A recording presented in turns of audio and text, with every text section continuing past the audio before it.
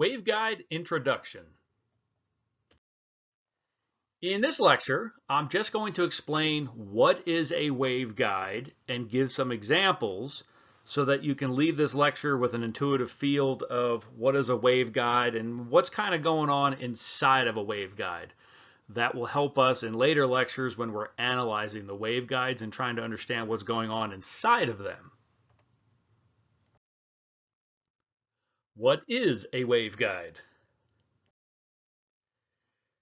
Anytime electromagnetic energy is somehow confined or piped along some path, that is a waveguide. And so it's a very broad term. And what you'll see is that waveguides are divided into transmission lines and then everything else. Here's just two examples on the left of a metal rectangular waveguide, usually used for radio and microwave frequencies, and then optical fibers on the right, and that's used to pipe light. Then there's the concept of modes. The electromagnetic fields within a waveguide are not free to look like anything. They have to follow rules, and these rules are dictated by Maxwell's equations. And it turns out that the number of configurations that the fields can take inside of a waveguide is discrete. There's not a continuum. There's only certain discrete possibilities. Now, there is an infinite number of possibilities, and that's because we can always go to higher and higher frequencies and find more modes. Almost always there's a low frequency below which there are no longer modes. But the whole point here is that there's discrete modes, and that's what the picture is showing here. It's showing different modes in a cylindrical waveguide, and they're discrete. It is not a continuum. And we will learn how to analyze waveguides and calculate these.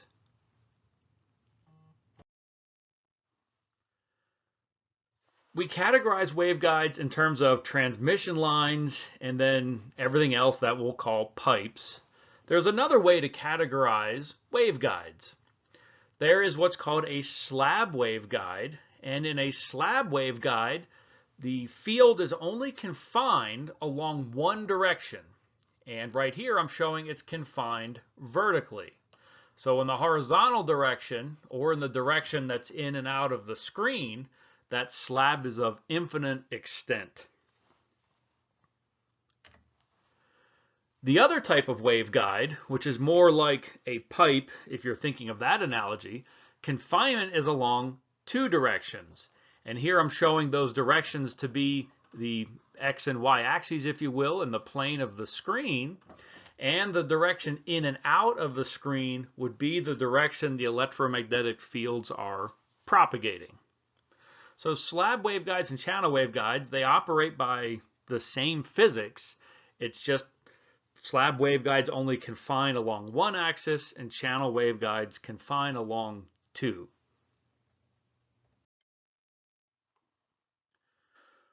We laid out this map when we talked about transmission lines, but I'll remind you again, the term waveguide is the general definition for everything. Make no mistake, transmission lines are waveguides. It's just that normally, when an electromagnetics person says the word waveguide, they are really referring to the types of waveguides that are not transmission lines. And that's simply because transmission lines are analyzed a different way and are usually serving a much different purpose than the other types of waveguides that are not transmission lines. Transmission lines are usually just used in circuits to connect components, whereas waveguides is used for other purposes and are usually much larger. So this lecture, we're going to ignore the transmission line types of waveguides, although it will come up when we're counting conductors and things like that. And we're going to concentrate everything on the right-hand side. Some notes about transmission lines to remind us how they're going to compare to the other types of waveguides. Transmission lines are waveguides, but they contain two or more conductors. Because they contain two or more conductors, they don't have a cutoff frequency. So we can use a transmission line at DC. And that makes sense if you've had a circuit theory course, or if you think about electricity, you can hook two wires up to a battery and that conducts a DC current. And that's simply because there's two wires. There's a plus and a minus. So when waveguides have only one conductor or no conductors, almost always there is a low frequency cutoff below which waves cannot propagate. And that's not always the case, so we'll talk about that. Transmission lines, if they have a dielectric that is homogeneous, they will support TEM and also TE and TM modes. So these are the higher order modes if we're thinking about a transmission line more as a non-transmission line type of waveguides. They are waveguides, so they support an infinite number of modes. It's just that we almost always, when we're using a transmission line, only use that lowest order mode, which is also usually TEM or very close to that. So it's extremely rare that we're using the second order or higher order modes in transmission lines. It's not unheard of, but it is very rare. So again, transmission lines are waveguides in the broader sense, and they do support these higher order modes.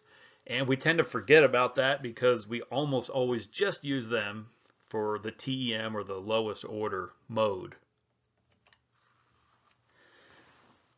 Transmission lines are usually used as circuit elements and thought of this way. And so we just think of them as the way we're connecting chips on a circuit board. They can certainly do more, and they very often do. They're often very, very sub-wavelength compared to the other types of waveguides that we'll discuss that are more on the size of the wavelength. But a transmission line can be many hundreds or thousands of times smaller than the wavelength. In terms of how they're used, transmission lines tend to get lossy at frequencies. I have written here above 10 gigahertz. In my research, I work on 3D printed transmission lines, and they become very lossy more above 5 gigahertz. So somewhere in this gigahertz region, transmission lines are not really good pipes for electromagnetic waves. And frequencies higher than that, you'll tend to see the waveguide types that are not transmission lines used to pipe that energy instead of transmission lines. But they work wonderful for the lower frequencies. Now some notes on the metal pipe type of waveguides, and that was a picture I showed in one of the earlier slides. So a metal pipe waveguide, it contains just a single conductor. It's a continuous conductor all the way around the waveguide, but just a single conductor. That right away tells us that a metal pipe waveguide does not support a TEM mode. So there is a low frequency cutoff in a metal pipe waveguide. Below that, modes do not propagate in this pipe. So below that frequency, it's nothing more than a paperweight. Above that frequency, now it starts to support guided modes. If the dielectric inside the metal pipe waveguide is homogeneous, and it almost always is, it will support two types of electromagnetic modes that we call TE and TM. And we'll talk more about what that is really in the next lecture, but that stands for transverse electric and transverse magnetic. And so there's two independent sets of modes that can exist in these if the dielectric is homogeneous. It turns out there's also a special case. We're not really going to talk about it a whole lot, but if the dielectric fill is not necessarily homogeneous but has a uniform direction, it also supports TE and TM modes. I've never actually seen a waveguide like this, but it could exist. In a metal pipe waveguide, the field is confined completely and 100% inside the waveguide. If we were to talk about dielectric waveguides, things that are not metal pipes, it turns out that field comes outside of that middle piece of dielectric, and those are called the evanescent fields around the outside. We will talk a little bit about that later, but not now. So metal pipe waveguides, outside of the pipe, the field is zero. Now this is great if you want to make your signal in that pipe immune from interference from the outside. It's completely isolated, so that's a good thing. So signals will not leak out, and signals cannot leak in. Mentioned this on the previous slide, but these metal pipe waveguides are less lossy for the very high frequencies. And in fact, in the last lecture here in this waveguide series, we'll talk about a very special waveguide that supports a very special type of mode that actually is very, very low loss. And that's a pretty interesting one. And that's used particularly for very high power microwave applications like directed energy. Another problem with these metal pipe waveguides at low frequencies, they could absolutely be used, but their size becomes huge. The transmission lines can be very, very sub-wavelength, hundreds to thousands of times smaller than the wavelength, whereas the metal pipe waveguides tends to be more on the order of the size of the wavelength. And so if your wavelength is 1 meter long, you're talking about a waveguide that's about 1 meter in size, and that's huge. They do exist and people use them, but if you're just connecting a simple low frequency circuit to make a radio, you don't want to pipe your signals around that way. Some final notes on dielectric waveguides. So these aren't the metal pipes, these are things like optical fibers. So these do not contain any metals. And it turns out the physics leading to confinement in the waveguide is actually quite different for a dielectric waveguide. And the electromagnetic fields are confined by a process called total internal reflection. Here's something that's rather obscure that not a lot of people know. But if your dielectric waveguide is symmetric, there is no low frequency cutoff. So what this says is a single strand of hair, if it were in the vacuum of space way far away from anything, it would guide a 1 hertz wave, and that's pretty incredible. Now that guiding would be extremely weak, so the tiniest little speck of dust in proximity to that hair would cause that mode to scatter out of the hair. But in theory, there is no cutoff for symmetric dielectric waveguides, and that's interesting. If the waveguide has any sort of symmetry, they will support TE and TM modes. Now, most dielectric waveguides do have a low frequency cutoff below which no waves propagate. I would even go as far to say that even the symmetric dielectric waveguides, when you consider the practicality of what you're doing, there's things in proximity, those will also have a low frequency cutoff, even though in principle the waveguide itself does not. So most waveguides have a low frequency cutoff, even dielectric waveguides. There's what's called hybrid modes, and this seems to be a mysterious word, but really the hybrid mode is the general case. If things do not simplify down to support things like TE and TM modes, in the next lecture we'll get much more into detail about what that is, they will support hybrid modes. This just means all 6 field components, that means X, Y, and Z of the electric field, and X, Y, and Z of the magnetic field, all 6 field components exist. There's no way to set any of them to 0 due to symmetry or something else. One thing that's interesting though, when we do look at hybrid modes, all 6 field components exist, but it turns out that some of them are quite small, and we can make some approximations and just pretend that those small field components are exactly 0. And that lets us analyze these, do an approximate analysis, and it simplifies the math a bit. Optical fibers are a wonderful example of a dielectric waveguide. I would say by far there are more miles or kilometers of optical fibers installed than any other waveguide, or maybe I shouldn't say transmission lines because there's a lot of circuits out there. I might even say there's probably more length of fibers than anything else out there. And it's certainly responsible for high-speed internet at our houses and our schools. So they are wonderful. The big thing about dielectric waveguides is that it's normally a low refractive index core. I'm sorry, I said that backwards. A high refractive index core. surrounded by a lower index surrounding medium that's called the cladding. The guided mode, in fact, sticks outside of that core region. And if we just had one strand of glass, the air outside of that would act as the cladding, and the field would extend out into the air. Now, this makes dielectric waveguides sensitive to things in proximity to them, because whatever's outside the guide may overlap that evanescent field and then affect the propagating mode. This is bad if your only intent is to send a signal down a waveguide, but it could be good if you want to make a sensor.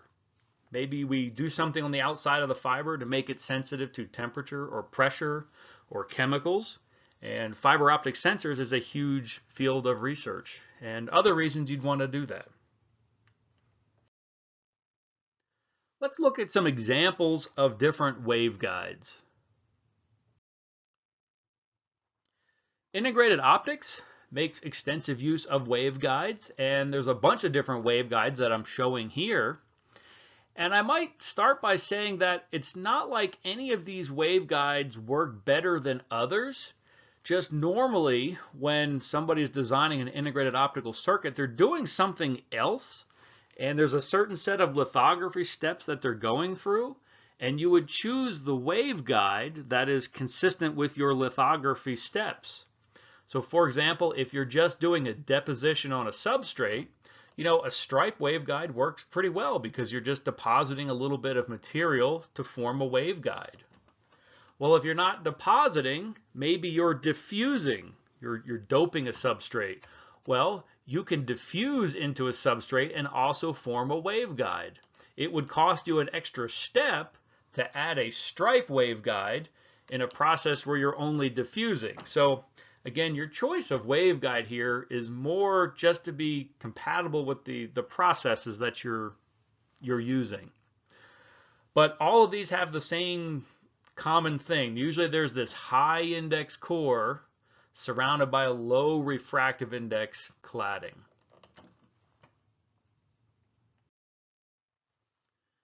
Here's very common waveguides for radio frequency. It turns out just a single wire is a waveguide. It is not a transmission line because it does not have two conductors. Then we have the twisted pair.